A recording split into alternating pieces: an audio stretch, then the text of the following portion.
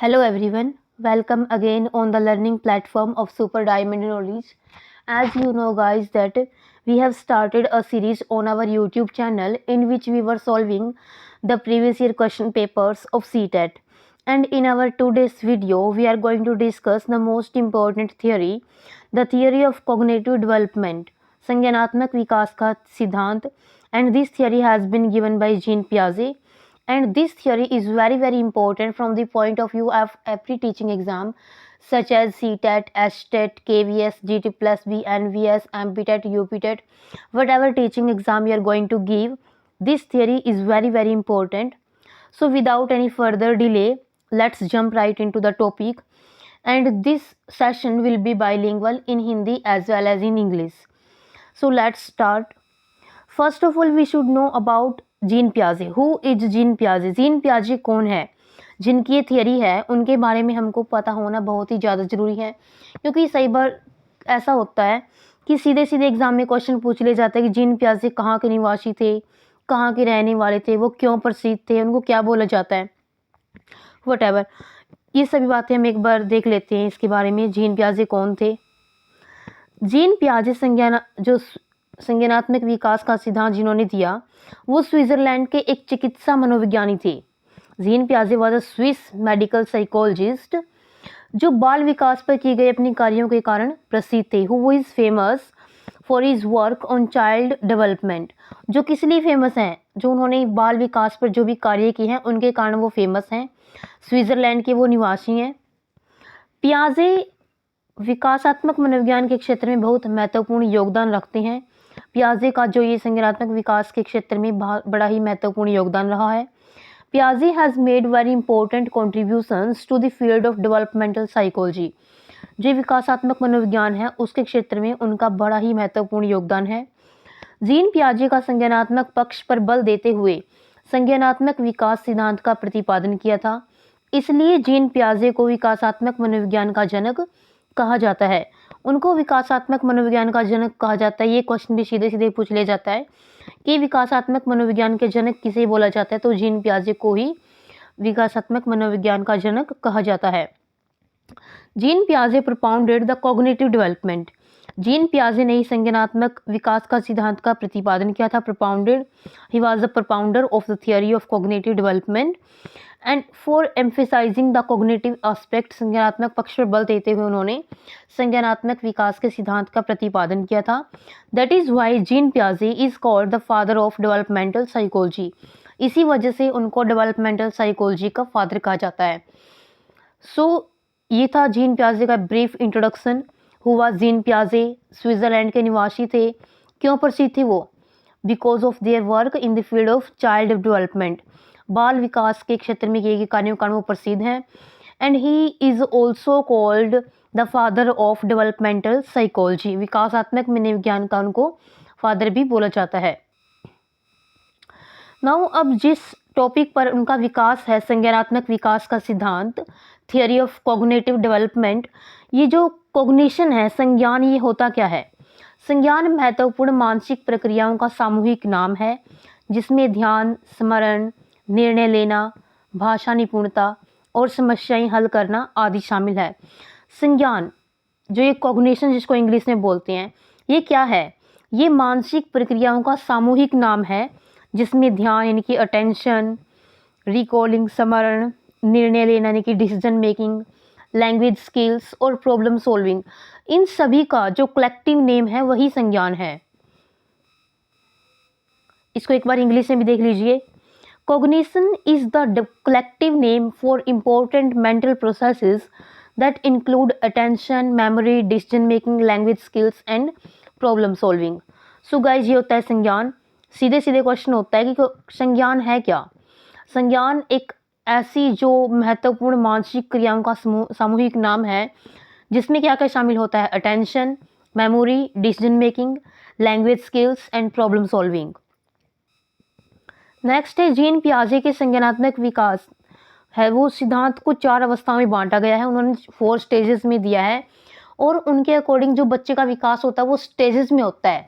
वो कंटिन्यूस नहीं होता, वो लगातार नहीं होता, वो अवस्थाओं में होता है. जैसे हम सीढ़ियाँ चढ़ते हैं, पहले 1, फिर 2, फिर 3, फिर 4. ऐसे ही स्टेजेस में उन्होंने संज्ञानात्मक विकास का सिद्धांत गिवन है 1 2 3 4। जो सबसे पहला है वो है संवेदी पेशीय अवस्था। 4 स्टेजेस में जो सबसे पहली अवस्था है वो है संवेदी पेशीय अवस्था, इंग्लिश में जिसको सेंसरी मोटर स्टेज बोलते हैं, और ये जन्म से लेकर 2 साल तक होती है। दूसरी है पूर्व संक्रियात्मक अवस्था, यानी कि प्री ऑपरेशनल स्टेज, क्रिया से पहले की अवस्था इसको बोलते हैं, और ये 2 से 7 वर्ष तक होती है। मूर्त संक्रियात्मक अवस्था यानी कि कंक्रीट ऑपरेशनल स्टेज, 7 से 11 वर्ष तक। मूर्त यानी कि मूर्त का मतलब होता है जैसे किसी चीज़ को टच करके, यानी कि जैसे एक बोतल है तो उसको दिखानी पड़ती है कि ये बोतल है, तो वो कंक्रीट होता है, कंक्रीट ऑपरेशनल। और नेक्स्ट है गाइस औपचारिक संक्रियात्मक अवस्था, इसको फॉर्मल ऑपरेशनल स्टेज बोलते हैं। ये 11 से अबव ईयर के जो बच्चे होते हैं उनकी होती है। 4 स्टेजेस दिए हैं, इनके नाम आपने देख लिए हैं, संवेदी पेशीय, पूर्व संक्रियात्मक, मूर्त संक्रियात्मक और औपचारिक संक्रियात्मक, sensory motor, pre operational, concrete operational and formal operational. और जो इनकी आयु भी पूछ लेता है कि किस अवस्था की कौन सी आयु होती है। जो सेंसरी मोटर स्टेज है वो जन्म से लेकर 2 साल तक होती है। प्री ऑपरेशनल स्टेज 2 वर्ष से 7 वर्ष तक होती है। कंक्रीट ऑपरेशनल स्टेज ये 7 वर्ष से 11 वर्ष तक होती है, और फॉर्मल ऑपरेशनल स्टेज ये 11 वर्ष से ऊपर की होती है। तो ये थे गाइस चारों अवस्थाओं के नाम, उनके इंग्लिश में भी नाम, और ये कब से कब तक होती हैं, इनकी अवधि भी, इनकी ड्यूरेशन भी आपको याद रखनी है, क्योंकि ये सीधे सीधे क्वेश्चन पूछा जाता है कि मूर्त संक्रियात्मक अवस्था कब से कब तक होती है। तो we have to answer 7 to 11 years, 7 से 11 वर्ष तक मूर्त संक्रियात्मक अवस्था होती है। अब है पियाजे का मानना है जैसे जैसे बच्चों में जैविक परिपक्वता आती है, जैसे जैसे वो बायोलॉजिकली मैच्योर होते हैं, बड़े होते हैं, वैसे वैसे वह वस्तुओं के बारे में अपने दिमाग में कॉन्सेप्ट बना लेते हैं। Piaget believes that as children gain biological maturity, they form concept about object in their minds. अब जैसे आप एक बच्चे को देखते हैं, शिशु है जो 1 साल से ऊपर का, वो जैसे जैसे बड़ा होता है उसकी माइंड मैप यानी कि माइंड में कॉन्सेप्ट बनने स्टार्ट हो जाते हैं। यानी कि जब उसको बोतल बोला जाए तो उसके दिमाग में एक बोतल का कॉन्सेप्ट यानी कि अवधारणा, एक चित्र बन जाता है कि बोतल ऐसी होती है। तो यही है, बायोलॉजिकल मैच्योरिटी आने पर वो वस्तुओं के बारे में अपने दिमाग में कॉन्सेप्ट बना लेते हैं।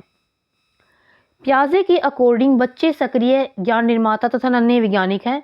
अकॉर्डिंग टू पियाजे children are active builder of knowledge.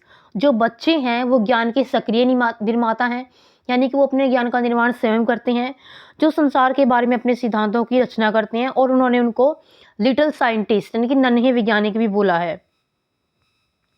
According to पियाजे children are active knowledge creator, they are active builders of knowledge, यानी कि वो सक्रिय ज्ञान के निर्माता हैं। एंड लिटिल साइंटिस्ट नन्हे वैज्ञानिक हैं, who create their own theories about the world, जो संसार के बारे में अपने सिद्धांत स्वयं बनाते हैं। पियाजे के अकॉर्डिंग बच्चों की थिंकिंग अडल्ट से प्रकार में अलग होती है, न कि क्वांटिटी में। यानी कि बच्चे बड़ों से अलग सोचते हैं, न कि क्वांटिटी तो उनकी वही सेम रहती है, बस उनकी क्वालिटी डिफरेंट होती है। बड़ों का सोचना कुछ और प्रकार का होता है और बच्चों का सोचना कुछ और प्रकार का होता है। अकॉर्डिंग टू पियाजे children's thinking is different from that of adults in types. वो टाइप्स में अलग होती है, नॉट इन क्वांटिटी, क्वांटिटी में वो अलग नहीं होती। कॉन्सेप्ट ऑफ कॉग्निटिव डेवलपमेंट, संज्ञानात्मक विकास की कुछ अवधारणाएं दी हैं उन्होंने। सीखना क्या होता है, संगठन और अनुकूलन क्या होता है। संगठन, सबसे पहले ऑर्गेनाइजेशन। पियाजे के सिद्धांत में संज्ञानात्मक प्रणाली के लिए स्कीमाओं को पुनर्व्यवस्थित करना, उन्हें स्कीमाओं से जोड़ने को संगठन कहा जाता है। ऑर्गेनाइजेशन यानी कि संगठन क्या होता है according to Piaget's theory. In Piaget's theory, पियाजे की थ्योरी में रीअरेंजिंग द स्कीमास, स्कीमास होते हैं एक प्रकार की हमारे दिमाग में बनी हुई कुछ जानकारी, information for the cognitive system and connecting them to the schemas is called organisation. उन्हें स्कीमाओं में जोड़ने को ही संगठन यानी कि ऑर्गेनाइजेशन बोला जाता है। व्हाट इज एडेप्टेशन नाउ, ये क्वेश्चन भी बहुत बार आया है और बड़ा ही इंपॉर्टेंट कॉन्सेप्ट है पियाजे की थ्योरी से। अनुकूलन यानी कि एडेप्टेशन क्या होता है। एडेप्टेशन यानी कि अनुकूल, किसी चीज़ को अपने अनुकूल कर लेना। वातावरण के अनुसार अपने आप को ढालना अनुकूलन कहलाता है। इस प्रक्रिया को दो भागों में बांटा गया है, यानी कि जो अडेप्टेशन है वो भी दो प्रकार का होता है। What is adaptation? Adapting one self according to the environment is called adaptation. किसी को भी अपने आप को वातावरण के अनुसार ढालना ही अडेप्टेशन यानी कि अनुकूलन कहलाता है। This process is divided into two parts. इसको दो पार्ट में बांटा गया है। द फर्स्ट वन है, जो पहली है, वो है आत्मसातकरण। आप इनके नाम इंग्लिश में ही याद कर लेना। एसिमिलेशन इसको इंग्लिश में बोलते हैं, आत्मसातकरण इसको हिंदी में बोलते हैं। आत्मसात करना यानी कि अपने अंदर समा लेना, यानी कि अपने अंदर किसी नॉलेज को जोड़ लेना। पूर्व ज्ञान को नए ज्ञान में जोड़ना आत्मसातकरण कहलाता है। यानी कि हमारे दिमाग में कोई पहले से नॉलेज थी और उसमें हमने नई नॉलेज को ऐड कर लिया है, यानी कि आत्मसात कर लिया है, उसको ही आत्मसातकरण कहते हैं। Adding new knowledge to previous knowledge is called assimilation. किसी पुरानी नॉलेज में नई नॉलेज को ऐड करना ही एसिमिलेशन कहलाता है। एसिमिलेशन यानी कि आत्मसात करना। आत्मसात करना यानी कि अपने अंदर शामिल करना, अपने अंदर ऐड करना। जो हमारे दिमाग में पुरानी नॉलेज है उसके अंदर नई नॉलेज को ऐड कर लेना ही एसिमिलेशन कहलाता है। एग्जाम्पल देखिए इसका, एक बच्चे ने एक बड़े कुत्ते को देखा। उसने अपने दिमाग में बिठा लिया कि कुत्ते के 4 पैर होते हैं, 2 कान, 2 आंख और रंग काला है, एटसेट्रा एटसेट्रा। उसके बाद बच्चे ने फिर दूसरा सफ़ेद रंग का कुत्ता देखा, तो बच्चे ने दिमाग लगाया इस कुत्ते के भी 4 पैर हैं, 2 कान हैं, 2 आंख हैं, बस इसका रंग सफ़ेद है। तो बच्चे ने अपने पूर्व ज्ञान को नए ज्ञान के साथ जोड़ा, यानी कि जो कुत्ते का रंग है वो काला ही नहीं, वो सफ़ेद भी होता है। तो उसमें जो पुरानी नॉलेज थी बच्चे के दिमाग में पहले से कि कुत्ते के 4 पैर होते हैं, 2 कान होते हैं, 2 आंखें होती हैं और उसका रंग सफ़ेद हो सकता है। पहले उसका रंग काला देखा था उसने, लेकिन अब उसने क्या ऐड कर लिया अपने दिमाग में कि उसका रंग सफ़ेद भी होता है। तो ये होता है आत्मसात करना, यानी कि assimilation. Assimilate the new knowledge to our previous knowledge. Now the second type है इसका जो अडेप्टेशन का, अनुकूलन का, वो है समायोजन यानी कि अकोमोडेशन। पूर्व ज्ञान में परिवर्तन करके वातावरण के साथ तालमेल बिठाना समायोजन। यानी कि समायोजन नाम से पता चल रहा है हम अकोमोडेट कर रहे हैं। अकोमोडेशन इंग्लिश में देखो इसको, adjusting to the environment by changing the previous knowledge is called adjustment. अपनी पुरानी नॉलेज को चेंज करना एडजस्टमेंट यानी कि समायोजन कहलाता है। इसका उदाहरण देखिए एक बार। जैसे बच्चे के दिमाग में पहले से ही कुत्ते का कॉन्सेप्ट माइंड में बिठा रखा था और अब उसके सामने एक बिल्ली आ जाती है, तो बच्चे ने क्या देखा कि इसके भी 4 पैर, 2 कान, 2 आंख हैं, एटसेट्रा एटसेट्रा। तो बच्चे ने अपने पूर्व ज्ञान में परिवर्तन करके बिल्ली का कॉन्सेप्ट भी अपने दिमाग में बिठा लिया। तो ये होता है अकोमोडेट करना यानी कि समायोजित करना। जो अपनी प्रीवियस नॉलेज थी, एडजस्टिंग यानी कि जो प्रीवियस नॉलेज में एडजस्ट करना नई नॉलेज को, वही होता है अकोमोडेशन, समायोजन। Adjusting to the environment by changing the previous knowledge is called adjustment. Third type है इसका साम्य धारण या फिर संतुलन, जिसको इंग्लिश में इक्विलिब्रेशन यानी कि इक्विलिब्रेट करना, संतुलन बनाना। इसके द्वारा बच्चा आत्मसातकरण और समायोजन की प्रक्रियाओं के बीच संतुलन का काम करता है। Equilibrium means through this the child maintains balance between the processes of assimilation and adjustment. जो आत्मसातकरण और समायोजन की प्रक्रियाएं हैं उनके बीच में वो संतुलन कायम करता है।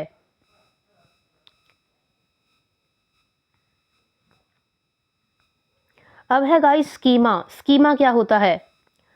मानव के दिमाग में जो चीज़ें पहले से स्टोर होती हैं वह उनका प्रयोग करके किसी विषय के प्रति एक धारणा बनाता है, तो इसे स्कीमा कहते हैं। मानव शिशु में स्कीमा प्रवृत्ति और प्रतिक्रिया जन्मजात होती है यानी कि इनेट होती है। इसमें इंग्लिश में देखिए स्कीमा क्या होती हैं। When a human being uses the things already stored in his mind, जब उसके दिमाग में कोई चीज़ का कंसेप्ट पहले से ही बना हुआ है और वो उसको यूज़ करते हैं, फॉर्म्स ऑफ परसेप्शन, और वो एक अवधारणा बना लेता है अबाउट अ सब्जेक्ट, किसी भी चीज़ के बारे में, इट इज़ कॉल्ड स्कीमा। इसी को स्कीमा बोला जाता है। जो स्कीमा बनाने की टेंडेंसी है, schema tendencies and reactions are innate in the human infant. मानव शिशु में ये जो स्कीमा बनाने की प्रवृत्ति होती है वो जन्मजात होती है, वो इसको अर्जित नहीं करता। यानी कि वो जैसे जैसे चीज़ों को देखता है उसके माइंड मैप उसके दिमाग में बन जाते हैं और फिर वो उनको उनको यूज़ करके वो एक किसी भी चीज़ के बारे में धारणा बना लेता है। तो इसी चीज़ को स्कीमा बोलते हैं। और जो ये स्कीमा बनाने की प्रवृत्ति होती है वो मानव शिशु में जन्मजात होती है। This is a इनेट capability. Next है पियाजे के संज्ञानात्मक विकास की 4 अवस्थाएं। अब इनको हम डिटेल में पढ़ेंगे कि जो ये चारों अवस्थाएं हैं। सबसे पहली जो हमने पढ़ी थी संवेदी पेशीय अवस्था यानी कि सेंसरी मोटर स्टेज, जो कि जन्म से लेकर के 2 वर्ष तक की थी। तो उसको डिटेल में पढ़ेंगे कि उसकी क्या क्या कैरेक्टरिस्टिक्स होती हैं, उसमें बच्चा क्या कुछ करता है। तो देखिए उनको। इस अवस्था में बच्चा अपनी ज्ञानेंद्रियों के माध्यम से सीखता है। जैसा कि आपको इसके नाम से ही पता चल रहा है, सेंसरी मोटर स्टेज यानी कि संवेदी पेशीय अवस्था। सेंसरी मोटर यानी कि इसमें बच्चा अपनी सेंसेस के थ्रू यानी कि अपनी ज्ञानेंद्रियों के माध्यम से वो सीखता है। इस अवस्था में बच्चे में वस्तु स्थायित्व का गुण आ जाता है। वस्तु स्थायित्व यानी कि वो किसी चीज की स्थायित्व को वो समझने लग जाता है कि हाँ कि ये चीज एग्जिस्ट करती है। यानी बच्चा अपने दिमाग में वस्तुओं की छाप बनाना शुरू कर देता है, जिससे वह छिपी हुई वस्तु को भी ढूंढ लेता है। ऑब्जेक्ट परमानेंसी इसको बोलते हैं। इसको इंग्लिश में भी देखिए, sensory motor stage. This is from birth to 2 years. ये जन्म से 2 साल तक होती है। In this stage the child learns through his senses. इस अवस्था में बच्चा अपनी सेंसेस से यानी कि अपनी इंद्रियों के माध्यम से सीखता है। In this stage the child acquires the quality of permanence of things. इसमें जो बच्चा वस्तुओं की जो क्वालिटी होती है परमानेंस ऑफ थिंग यानी कि वस्तुओं का जो स्थायित्व है उस गुण को वो एक्वायर कर लेता है, अर्जित कर लेता है। That is the child starts creating impressions of objects in his mind due to which he also finds the hidden objects. यानी कि अगर कोई चीज़ उसने देख ली है और उस चंको से हट चुकी है तो उस चीज़ का जो कॉन्सेप्ट है, उसकी जो इमेज है उसके माइंड में बन चुकी है। तो ये होती है ऑब्जेक्ट परमानेंसी और ये बर्थ से लेकर के 2 साल तक की उम्र तक के बच्चों में आ जाती है। सेंसरी मोटर यानी कि इसके नाम से ही पता चलता है कि बच्चा सेंसेस के माध्यम से ही सीखता है। जो सेकंड स्टेज है गाइस वो देखिए, पूर्व संक्रियात्मक अवस्था यानी कि क्रिया करने से पहले की अवस्था, प्री ऑपरेशनल स्टेज। ये 2 वर्ष से 7 वर्ष तक की होती है। यह क्रिया करने से पहले की अवस्था है। This is the stage before taking action. इसमें बच्चा सामने आने वाली चीज़ों को देख पाएगा, समझ पाएगा, लेकिन कोई क्रिया नहीं कर पाएगा। This is pre operational stage यानी कि पूर्व संक्रियात्मक अवस्था। In this the child will be able to see. बच्चा देख सकता है and understand the things coming in front of him, कि उसके सामने आ रही हैं, but will not be able to perform any action. लेकिन वो कोई भी एक्शन परफॉर्म नहीं कर पाएगा। इस स्टेज में बच्चा प्रतीकों का यूज करने में निपुण हो जाता है। सिंबॉलिक थॉट उसके अंदर आ जाता है। जैसे साइकिल शब्द सुन करके उसके माइंड में साइकिल की इमेज बन जाती है 2 से 7 वर्ष तक के बच्चों में। In this stage child become adept in using symbols यानी कि सिंबल्स को यूज करना सीख लेता है। For example after hearing the word cycle, cycle word सुनने के बाद an image of cycle is formed in one's mind. बच्चे के दिमाग में वो जो इमेज है साइकिल की वो बन जाती है। इस स्टेज में लक्ष्य निर्देशित व्यवहार यानी कि गोल डायरेक्टेड बिहेवियर की क्षमता आ जाती है। यानी कि बच्चा किसी चीज को देखता है और फिर उसको लेने के लिए उसकी तरफ जाता है। तो गोल डायरेक्ट बिहेवियर भी इसी की एक कैरेक्टरिस्टिक है। In this stage the ability of goal direct behaviour comes. Next है जीववाद। जीववाद होता है एनिमिज्म यानी कि बच्चा सजीव और निर्जीव वस्तुओं में अंतर नहीं कर पाता। अब देखते हैं कि 2 से 7 वर्ष की उम्र तक के बच्चे को अगर एक कहीं से गिर गया है, कहीं से चोट लग गई है, तो एक झूठा दिखावा, एक नाटक करके कि उसने जमीन के ऊपर कोई डंडा या फिर थप्पड़ वगैरह मार के उसको ये दिखा देते हैं कि हाँ जमीन को भी चोट लग गई है। बदले में उसको वो ये डिफ्रेंशिएट नहीं कर पाता कि जो अर्थ है वो एक नॉन लिविंग थिंग है। तो यही होता है जीववाद यानी कि animism. Animism it is when the child is not able to differentiate between living and the non living things. अहम केंद्रित यानी कि ईगोसेंट्रिज्म यानी कि बच्चा सिर्फ खुद को ही सेंटर में रखता है, बाकी किसी भी चीज़ को वो इतना इंपॉर्टेंट नहीं समझता। जब बच्चा ये सोचना शुरू कर देता है कि जो कर रहा है वह सब है और वही सब ठीक है। Egocentrism when the child starts thinking that whatever he is doing, वह जो भी कर रहा है, एंड थिंकिंग जो भी सोच रहा है वही सही है। अपलटावी यानी कि इरिवर्सिबिलिटी, जो ये सेकंड स्टेज की एक कैरेक्टरिस्टिक है, ये बड़ी इंपॉर्टेंट है, कई बार पूछ ली जाती है। अपलटावी यानी कि इरिवर्सिबिलिटी। इरिवर्सिबिलिटी यानी कि अपलटावी, ये इस स्टेज की बड़ी ही इम्पोर्टेंट करेक्टरिस्टिक है। कई बार घुमा फिरा के इसी से क्वेश्चन पूछ लिया जाता है कि अपलटावी यानी कि इरिवर्सिबिलिटी है वो किस स्टेज की करेक्टरिस्टिक है। So you have to remember that this is the characteristic of the pre operational stage, जो कि 2 से 7 वर्ष तक की अवस्था होती है अपलटावी। इसमें बच्चा वस्तुओं, संख्याओं, समस्या आदि को उल्टना पलटना नहीं सीखता। Irreversibility in this stage the child does not learn to turn the object, number, problems etc upside down, यानी कि वो irreversibility उसमें उसके अंदर नहीं आती है। फॉर एग्जाम्पल उसको ये पता है कि 4 और 6 10 होते हैं, लेकिन उसको ये नहीं पता 6 और 4 भी 10 ही होते हैं। तो ये होता है irreversibility, यानी कि वो उसकी सोच को पलट नहीं सकता। जैसे 4 और 6 10 होते हैं तो उसको ये नहीं पता कि 6 और 4 भी तो 10 ही होते हैं। यही होता है इरिवर्सिबिलिटी की करेक्टरिस्टिक, जो कि 2 से लेकर के 6-7 वर्ष तक के बच्चों की स्टेज की करेक्टरिस्टिक उसकी एक विशेषता है।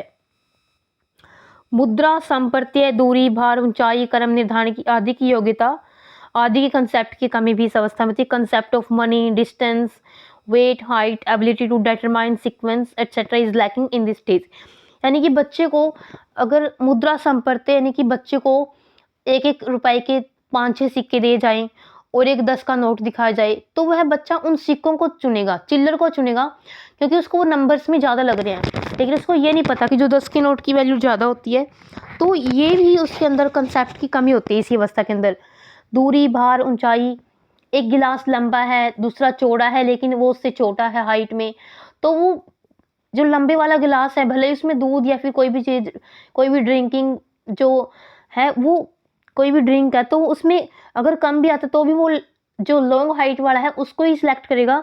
क्यों? क्योंकि उसके अंदर वो चीज़ नहीं आई है, वो गुण अभी नहीं आया है। जो दूरी, भार, ऊंचाई, संरक्षण, कंजर्वेशन, इन सभी कंसेप्ट की कमी बच्चे की इस स्टेज में देखी जाती है।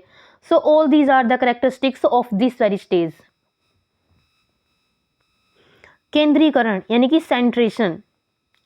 सेंट्रेशन क्या होता है? एक समय में किसी वस्तु की केवल एक ही विशेषता पर ध्यान दे पाने की प्रवृत्ति को सेंट्रेशन, यानी कि सिर्फ वो एक ही व्यवस्था को देख रहा है। फॉर एग्जाम्पल 2 गिलास हैं, एक की हाइट कम है दूसरे की हाइट ज़्यादा है। जो छोटे वाला है वो चौड़ाई में ज़्यादा है, लेकिन जो लंबाई वाला है वो सिर्फ लंबाई में ही ज़्यादा है, उसकी चौड़ाई बहुत ही कम है। तो वो सेंट्रेशन यानी कि वो सिर्फ उसकी जो लंबाई है उसके ऊपर ही ध्यान दे रहा है, उसकी चौड़ाई पर वो ध्यान नहीं दे रहा है। तो यही होता है केंद्रीकरण, यानी कि वो सिर्फ एक ही कैरेक्टरिस्टिक पर वो ध्यान दे रहा है।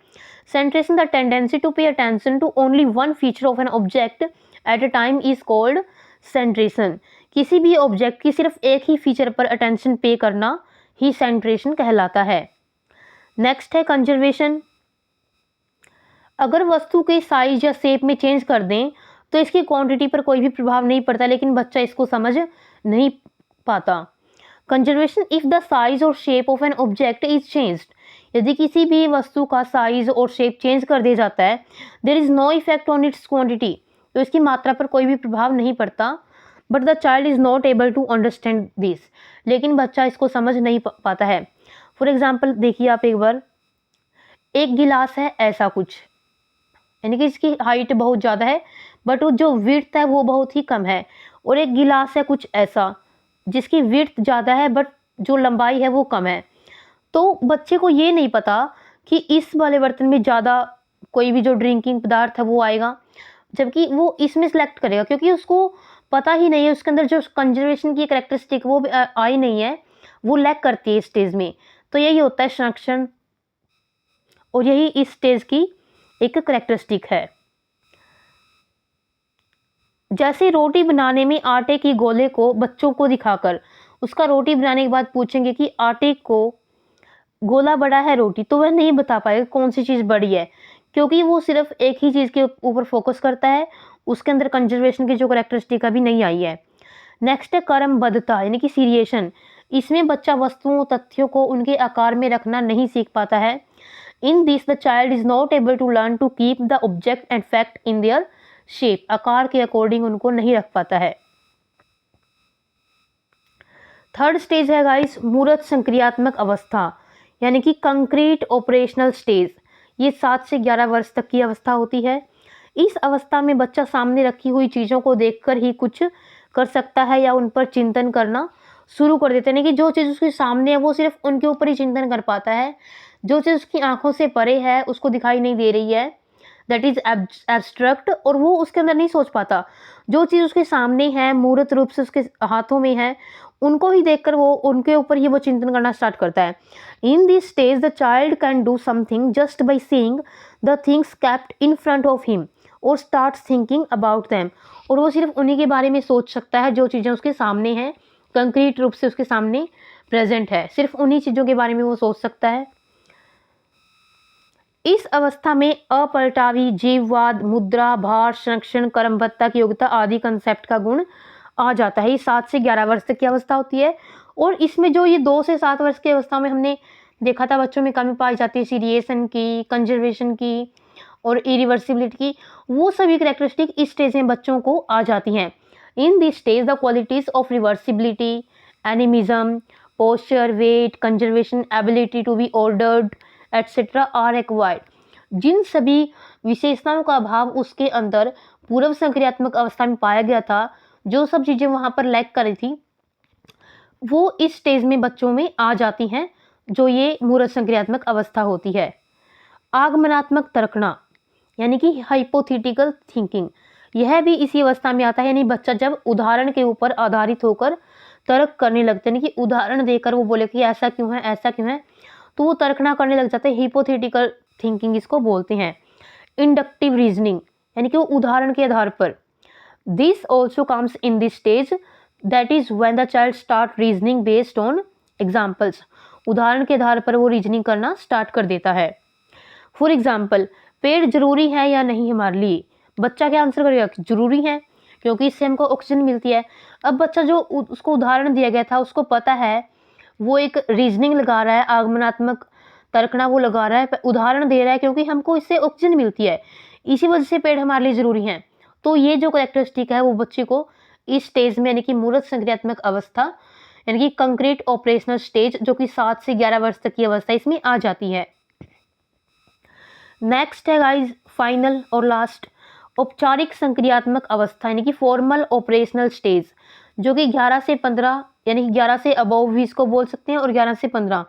अगर 11 से अबव ऑप्शन में मिले तो आप उसको टिक करोगे, अदरवाइज 11 से 15 वाला भी करेक्ट रहेगा। यह संज्ञान की सर्वोच्च अवस्था यानी कि सबसे हाईएस्ट, ये this is the highest state of cognition.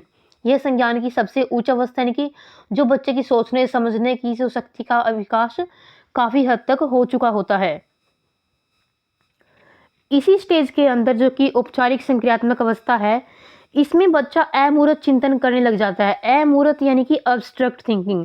In this stage the child starts thinking abstractly यानी कि अमूर्त। मूर्त क्या होता है गाइज? यानी कि जो चीजें उसके सामने हैं उनको देखकर वो चिंतन करता है। अमूर्त यानी कि जो चीजें उसके सामने नहीं है उनके ऊपर वो मन में चिंतन करता है। वो सोच विचार करने की उसकी क्षमता इतनी हो गई है कि वो किसी भी चीज के ऊपर अमूर्त रूप से भी चिंतन करने लग जाता है।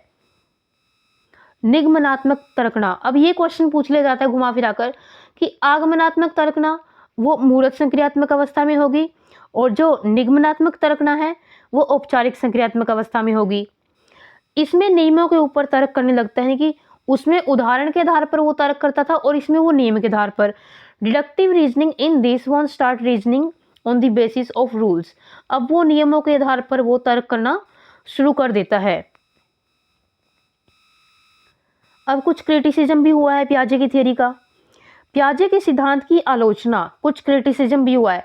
पियाजे ने मानसिक विकास के चरणों के क्रम को अपरिवर्तनशील बताया है।